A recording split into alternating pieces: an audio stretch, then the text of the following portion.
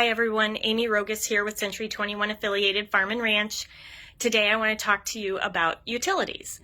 So whether you're a buyer or a seller, utilities will have to get changed over out of one name and into the other. Generally, calling utilities about a week before closing is a good thing to do, but we want to make sure that if you're a seller, you leave your utilities on through the day of closing. And that's super important for two reasons. First and foremost, the buyer typically does their final walkthrough the day of closing, and they want to make sure that the lights are still on, the heat's still on, especially in this weather. And then also because one thing that people don't think about is, gosh forbid, the deal falls apart at the closing table. You don't want your utilities to be off if you're the seller. So it's always good to keep them on through the day of closing. Doesn't even hurt to add an extra day. Really, what would it cost you versus what would it cost if they're off in weather, especially in weather like this. And if you're a buyer, call the utilities ahead of time, let them know, who you are, where the billing address is going to be, and have them start service.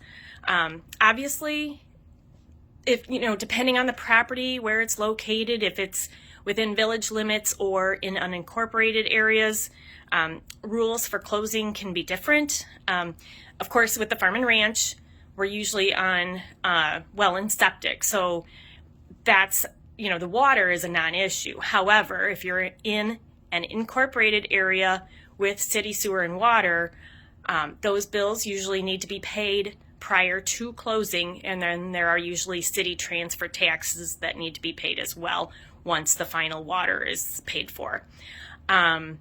With ComEd, thankfully nowadays a lot of houses have smart meters, so they can turn power on and off with the flip of a switch.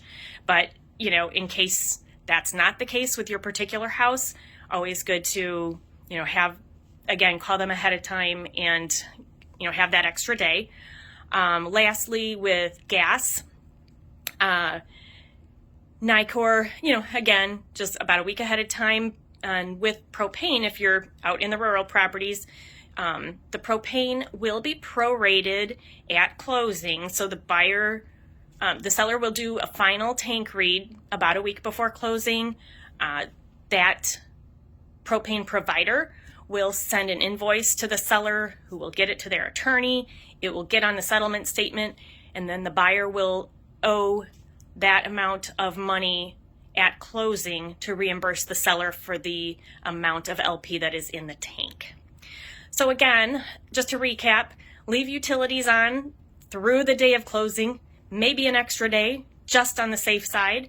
And good luck at closing, happy closing, and hope that all goes well. That's it for now. Have a great weekend. Bye-bye.